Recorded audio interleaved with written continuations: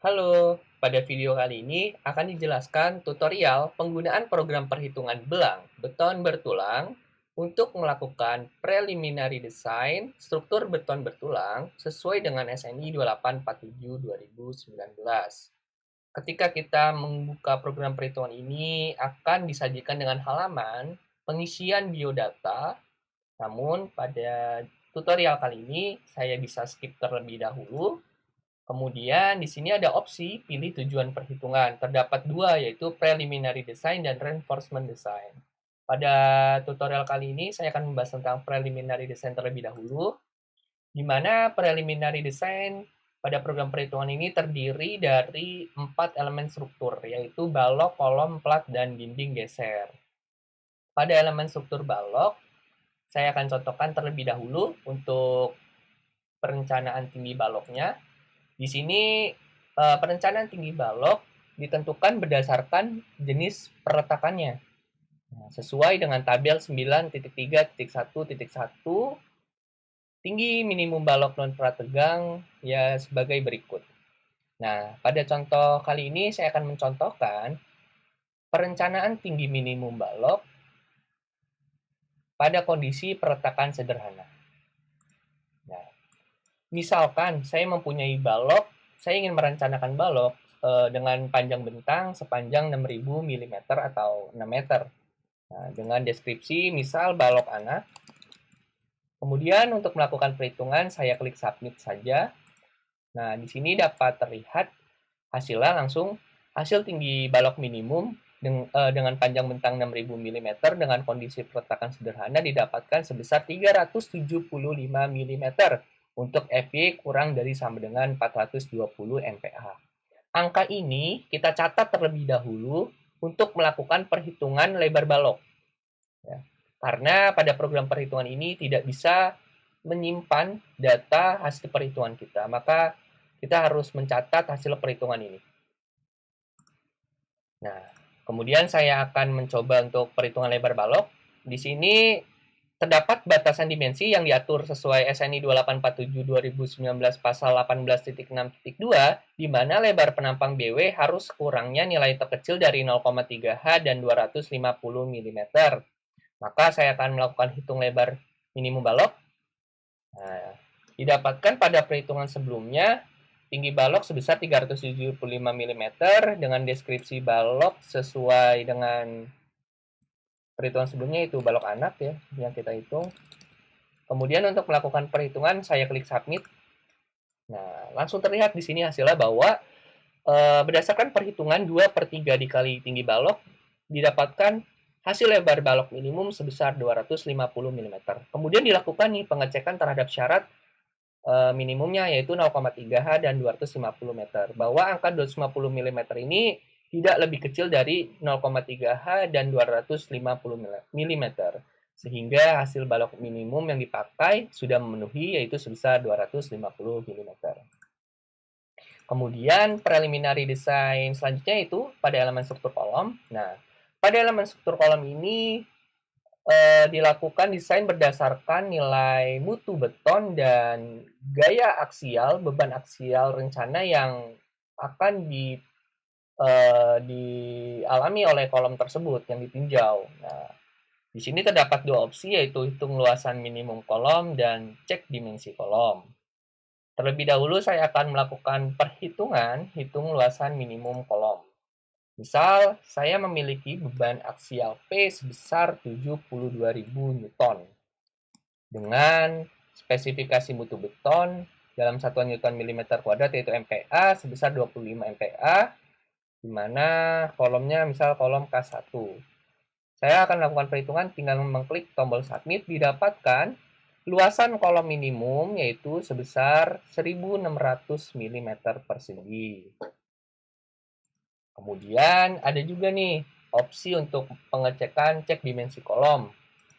Nah, saya akan contohkan, misal kita memiliki dimensi kolom sebesar 500 kali 500.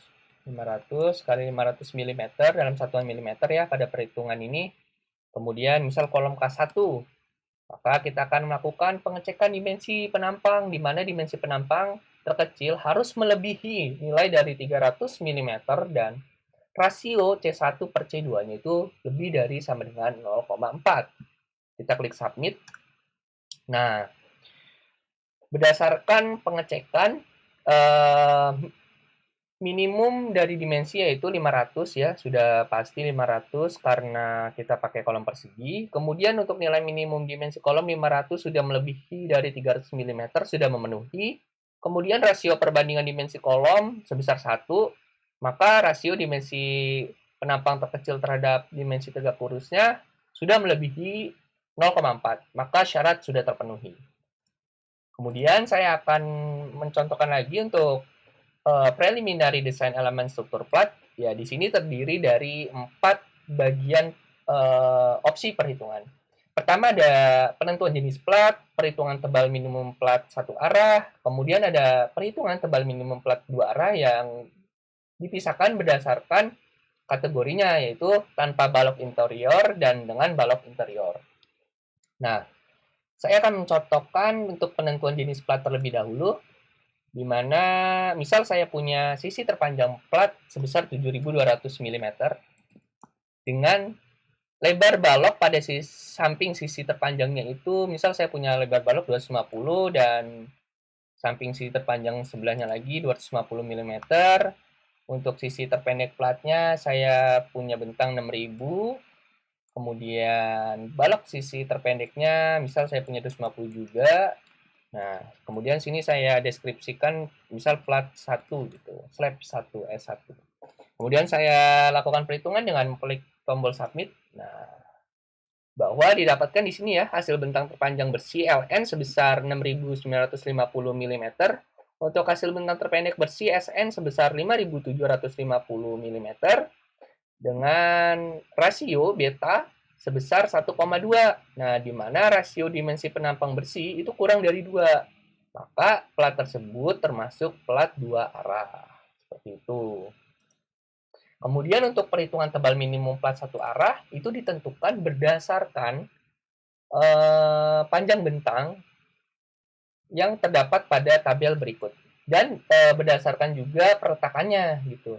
Di sini dapat terlihat misal saya melakukan perhitungan plat satu arah dengan tumpuan sederhana, di mana sisi terpanjang platnya misal tadi 7.200 mm, slab 1, saya melakukan perhitungan. Nah, didapatkanlah tinggi tebal minimum plat sebesar 360 mm dengan panjang bentang sebesar 7.200 mm. Kemudian saya akan mencontohkan juga untuk perhitungan tebal minimum plat dua arah tanpa balok interior yang membentang di antara tumpuan.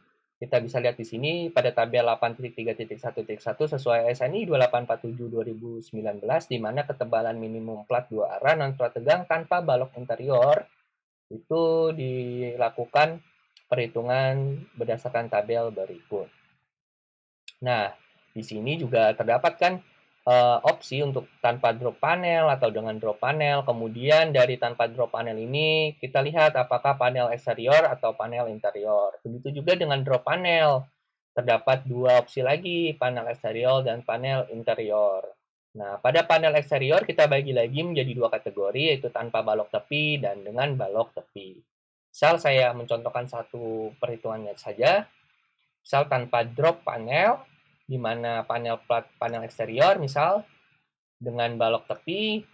Nah, kita masukkan saja sisi terpanjang platnya misal 7.200 mm, slab 1, submit. Nah, kita bisa mendapatkan hasil dari panjang bentang berdasarkan jenis perletakan plat pada 3 kondisi, yaitu kondisi EV 280 MPa, kondisi FV 420 MPa, dan kondisi FV 520 MPa. Lalu bagaimana misal kita punya FV 250 MPa atau 400 MPa? Ya, tinggal lakukan interpolasi saja, interpolasi linear di antara hasil yang telah didapatkan. Seperti itu.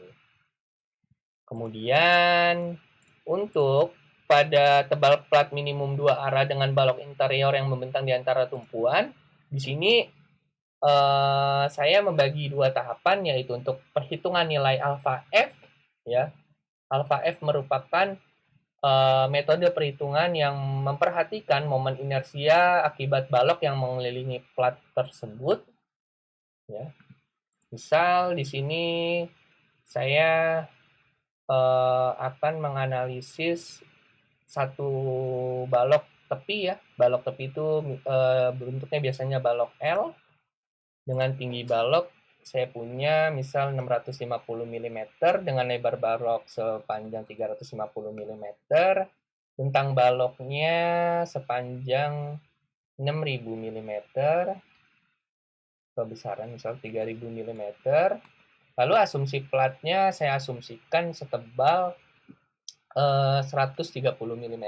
Nah, asumsi plat ini bisa kalian hitung sesuai tabel, ya, pada gambar di program perhitungan ini sebelumnya. Kemudian misal slab 1, untuk melakukan perhitungan saya klik tombol submit. Nah, sehingga didapatkan nilai alfa F akibat balok tepi yang berbentuk balok L pada plat tersebut sebesar 21,17.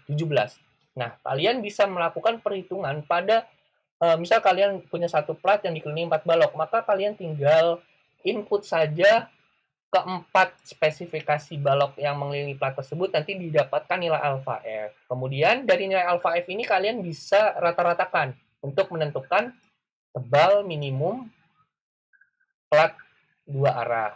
Misalkan perhitungan tebal plat rencana, ya. Sisi terpanjang misal kita miliki itu 6000, sisi terus lebar baloknya tadi 350, kemudian EV-nya kita menggunakan 400 MPa, sisi terpendek platnya sepanjang 3000 mm misal, lebar baloknya 350. Nah, alfa F rata-rata ini diambil dari nilai tadi yang sudah kita cari, ya. Misal alfa F rata-rata kita dia mendapatkan nilai sebesar 30. Slab 1, maka kita hitung. Nah, di sini didapatkan hasil tebal plat minimum didapatkan sebesar 111,15 mm. Untuk pembulatan silakan bulatkan ke atas, ya. Itu diserahkan kepada engineering judgment masing-masing pengguna program perhitungan. Kemudian pada preliminary design struktur dinding geser, di sini saya bagi menjadi dua opsi, yaitu tipe dinding tumpu dan tipe dinding bukan tumpu. Nah, untuk tebal minimum dinding H itu saya ambil berdasarkan standar SNI 2847 2019 tabel 11.3.1.1 sesuai dengan kondisinya. Misal saya contohkan tipe dinding tumpu, panjang bentang dinding misal memiliki panjang 3600 mm dengan tinggi lantai 4000 mm. Misal saya SW1, firewall 1, saya klik submit di sini.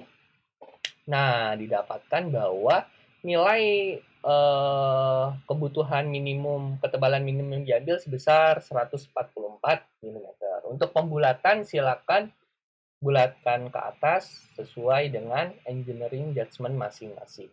Terima kasih sudah menonton video tutorial singkat untuk preliminary design elemen struktur beton bertulang berdasarkan SNI 2847 2019 menggunakan program perhitungan beton bertulang. Kurang lebihnya mohon maaf. Sampai jumpa di video selanjutnya. Terima kasih.